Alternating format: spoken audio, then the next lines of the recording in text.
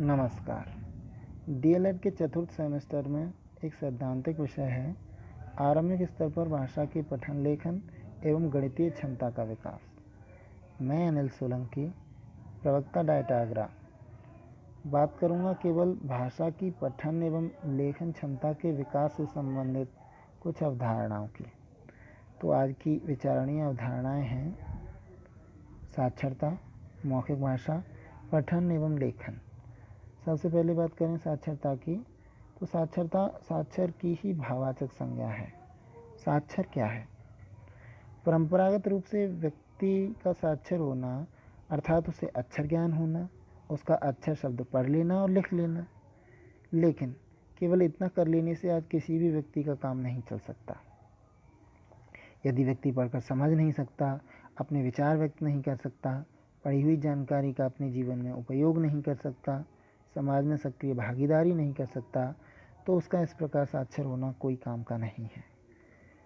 इसलिए इन सभी अभावों की पूर्ति करते हुए एक व्यापक परिभाषा की आवश्यकता है।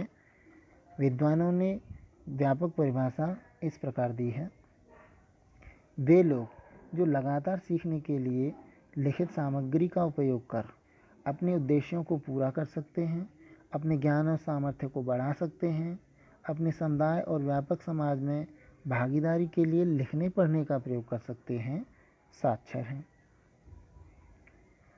बात करें साक्षरता के आयामों की, तो भाषा के जो 4 कौशल हैं, जैसे सुनना, बोलना, पढ़ना और लिखना, इन सब के साथ सोचना, तर्क करना और विश्लेषण करना आदि मानसिक क्रियाएं हमेशा जुड़ी हुई हैं। ये अंतर्निहित हैं। बिना इनके चारों कौशलों का न तो विकास संभव है और न ही उनका कोई विशेष महत्व है। अर्थात इन चारों कौशलों सुनना, बोलना, पढ़ना, लिखना में सोचना, तर्क करना आदि क्रियाएं अंतर्निहित हैं।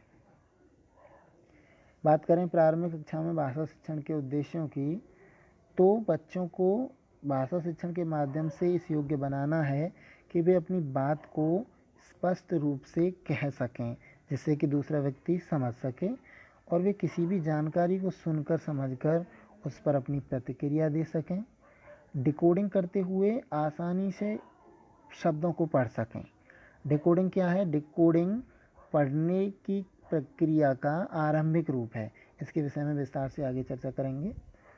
बच्चे समझते हुए एक सरल पाठ को शुद्धता के साथ और प्रवाह के साथ पढ़ सकें, उस पाठ को अपने शब्दों में सुना सकें, उससे कुछ निष्कर्ष निकाल सकें और उसे अपने पूर्व अनुभवों से जोड़ते हुए उस पाठ पर अपनी राय दे सकें। बच्चों में पढ़ने की आदत का विकास हो और वे रुचि के साथ नित्य रूप से पढ़ें। बच्चे सुंदर लेखन के साथ, सही वर्तनी और सही वाक्य संरचना के साथ लेखन कर सकें। मौखिक भाषा का महत्व। मौखिक भाषा के माध्यम से बच्चे अपनी बात को, अपने विचारों को स्पष्ट शब्दों में कह पाते हैं, बातचीत के दौरान प्रतिक्रिया दे पाते हैं, बातचीत में नए नए शब्दों का प्रयोग करते हैं, सुनी हुई किसी बात को या पढ़े किसी पाठ को दोबारा बता सकते हैं, सोचने के लिए बातचीत का प्रयोग कर सकते हैं, निष्कर्ष निकाल सकते हैं और पाठ के दौरान प्रश्न पूछ सकते हैं और मुख्य विचार को आत्मसात कर सकते हैं। मौखिक भाषा के विकास के लिए एक अध्यापक द्वारा कुछ रणनीतियाँ अपनाई जानी चाहिए। जैसे बच्चों के स्तर के अनुसार उन्हें कोई भी वस्तु दे दी जाए और उस पर चर्चा करने को कहा जाए, उस पर कहानी बनाने और कहानी सुनाने को कहा जाए, एक दूसरे को उनकी कहानियों पर प्रतिक्रिया देने के लिए प्रेरित किया जाए। बच्चों को उनके पड़ोस, समुदाय, विवाह, मेला अर्थात जो भी वो अपने आसपास घटित होते देख रहे हैं, उन पर उनके अनुभव साझा करने के लिए प्रेरित किया जाए। बच्चों से उनके घर में सुनाई जाने वाली कहानियों को सुनने के लिए प्रेरित किया जाए, उन पर चर्चा की जाए, उन पर बातचीत की जाए। पुस्तक का जो भी पाठ या विषय वस्तु पढ़ाई जा रही है, उसे बच्चों के साथ बातचीत, विस्तृत चर्चा और प्रश्न पूछने के साथ पढ़ाया जाए। बच्चे अधिक से अधिक प्रश्न पूछें, इसके लिए उन्हें प्रेरित किया जाए। किसी छोटी कहानी से शुरुआत की जा सकती है और उस कहानी पर बच्चों से अभिनय कराया जाए। बच्चों को ऐसे खेल खिलाए जाएं जिसमें कि वे अधिक से अधिक बातचीत करें। ऐसे उनकी मौखिक भाषा का विकास किया जा सकता है। उन्हें अधिक से अधिक बोलने का मौका दिया जाए। अब बात करते हैं पठन की।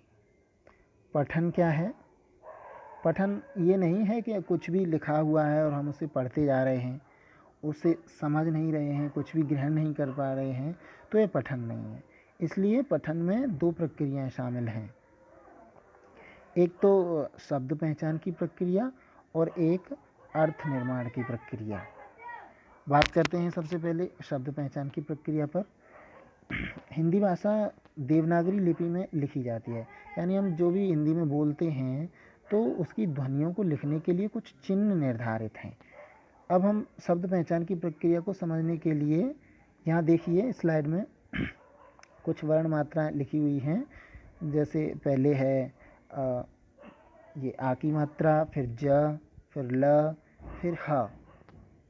इसमें आ की मात्रा के लिए अलग चिन्ह है, एक नया चिन्ह है। ये कोई भाषा नहीं है, केवल ये शब्द पहचान की प्रक्रिया को समझाने के लिए कुछ नए चिन्हों का प्रयोग किया गया है। अब हम देवनागरी लिपि के चिन्हों से इन चिन्हों को जोड़ते हुए याद कर लें और नीचे जो ये 2 शब्द दिए गए हैं उन्हें पढ़ने की कोशिश करें। तो हम पढ़ेंगे। पहला शब्द लिखा हुआ है जहाज और दूसरा शब्द है जल।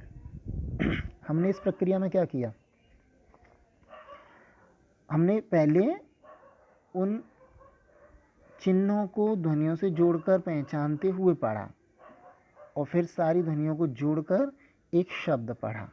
इसी प्रक्रिया को डिकोडिंग कहा जाता है। यानी पहले हम ध्वनियों को, उन चिन्हों को पहचानते हैं और फिर उन्हें जोड़कर एक शब्द के रूप में पढ़ते हैं। यही डिकोडिंग की प्रक्रिया कहलाती है। आगे आती है अर्थ निर्माण की प्रक्रिया। अर्थ निर्माण के लिए अर्थात समझने के लिए बच्चे में कुछ क्षमताओं का होना आवश्यक है। जैसे पृष्ठभूमि ज्ञान, जो भी पाठ पढ़ाया जा रहा है उसकी पृष्ठभूमि से संबंधित, यानी उससे जुड़ा हुआ पहले का ज्ञान उसे होगा तो वो उस विषय वस्तु को अच्छे से समझ सकेगा। पाठ में आई शब्दावली का ज्ञान भी आवश्यक है जिससे कि वो शब्दों के अर्थ आत्मसात कर सके। भाषा संरचना का ज्ञान होना चाहिए, यानी जो भी भाषा है उसकी व्याकरण से संबंधित उससे ज्ञान होना चाहिए।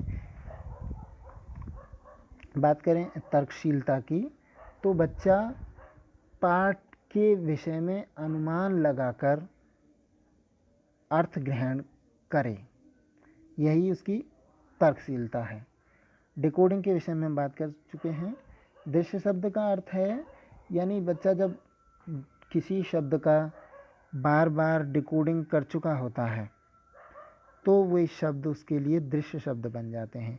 अर्थात जब भी वो शब्द उसके पठन में आते हैं तो उसे उन्हें बार बार डिकोड करने की आवश्यकता नहीं पड़ती है। यह प्रक्रिया बहुत जल्दी होने लगती है। एक छवि की तरह वो उसे देखते ही पढ़ लेते हैं। लेखन क्या है? लेखन केवल कुछ भी अतार्किक या असंगठित लिखना नहीं है। इसमें तार्किक रूप से अपनी बात क्रमबद्धता के साथ लिखना शामिल है। लेखन अभिव्यक्ति का माध्यम है। इसके द्वारा हम अपनी कोई भी बात को लिखकर किसी तक पहुंचा सकते हैं। निर्धारित उद्देश्यों की पूर्ति इससे होती है। मान लीजिए हमें किसी को कोई पत्र लिखना है, पत्र के माध्यम से अपनी बात पहुंचानी है, आवेदन पत्र, नौकरी के लिए आवेदन पत्र लिखना है, तो इस तरह कुछ निर्धारित उद्देश्यों की पूर्ति भी लेखन से होती है। व्यक्तिगत अनुभव और सोच को भी हम लिखित रूप में साझा कर सकते हैं। हमारे बाद भी हमारी सोच या अनुभवों से कोई दूसरा व्यक्ति लाभ उठा सकता है, हमें जान सकता है। हमें लेखन पाठक को ध्यान में रखते हुए करना होता है। जैसे मान लीजिए छोटे बच्चे के लिए हम कुछ लिख रहे हैं तो हम उसके स्तर का लिखेंगे, अर्थात उसमें ऐसे शब्दों का, ऐसी वाक्य संरचना का प्रयोग करेंगे जो सरल हो, जो बच्चों को आती हो। लंबे समय तक चलने वाली प्रक्रिया। लेखन एक ऐसा नहीं है कि आज किया हो गया, ख़त्म, पूर्ण हुआ, परफेक्ट, नहीं। लेखन हम करते जाते हैं और हमारी उस लेखन की जो क्षमता है, जो कौशल है, उसमें निरंतर विकास होता चला जाता है। लेखन सोचने समझने में भी सहायक होता है। हम कुछ भी लिखते हैं तो हमें बोलने से ज़्यादा लेखन में सोचने की आवश्यकता होती है। लेखन कौशल के लिए यहाँ पे 2 प्रकार से हम उन्हें विभाजित कर सकते हैं। पहला भाषाई कौशल और ये संज्ञानात्मक कौशल। तो सबसे पहले भाषाई कौशलों की बात करेंगे। भाषाई कौशलों में आता है अक्षरों का सही और संतुलित आकृति के साथ लिखा जाना। दूसरा, वर्ण और ध्वनि का संबंध पता होना। यानी लेखन के लिए हम जो भी बोल रहे हैं उसके लिए कौन सा वर्ण लिखा जाता है, इसका पता होना आवश्यक है। सही वाक्य रचना की समझ होगी तब ही हम कुछ लिख पाएंगे। और हमें विराम चिन्हों की समझ होना बहुत आवश्यक है, क्योंकि इनकी समझ के अभाव में अर्थ भी बदल जाते हैं। एक साधारण सा उदाहरण लें तो रोको मत जाने दो। इसमें रोको के बाद अगर हम अल्प विराम लगा दें और बाद में दो के बाद पूर्ण विराम, तो इसका अर्थ होगा रोको मत जाने दो। और यदि मत के बाद हम अल्प विराम लगाते हैं तो इसका मतलब है रोको मत, चले जाने दो। ऐसे संज्ञानात्मक कौशल हैं, ये थोड़े उच्च स्तरीय कौशल हैं। विषय के बारे में सोचना है लेखन से पहले, और पाठ को शीर्षक देना संज्ञानात्मक कौशल में आता है।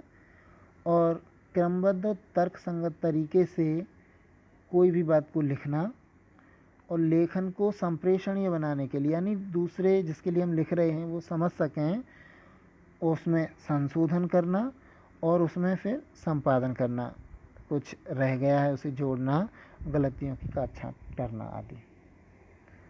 बच्चों में लेखन विकास के विभिन्न आयाम।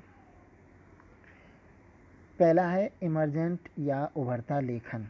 इसके अंतर्गत आता है कि बच्चे को ये समझ होती है कि हमारे बड़े जो कुछ लिख रहे होते हैं तो उससे वो कुछ व्यक्त करते हैं, वो अर्थपूर्ण है, उसका कोई अर्थ होता है, इसलिए ये उभरता लेखन में आता है। प्रारंभिक लेखन ये डिकोडिंग से संबंधित है। इसमें बच्चा जो है ध्वनियों के लिए जो चिन्ह होते हैं उनकी उसे पहचान होती है, उन्हें बनाना उसे आता है और वो इस तरह लिखता है।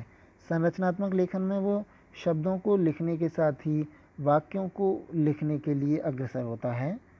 और स्वतंत्र लेखन में उसकी लेखन का इस स्तर तक विकास हो जाता है कि वो अपने विचारों को एक क्रमबद्ध तरीके से तर्कसंगत रूप से लिख सकता है। समय कम था इसलिए इतने में ही सारी विषय वस्तु को समेटना पड़ा। धन्यवाद।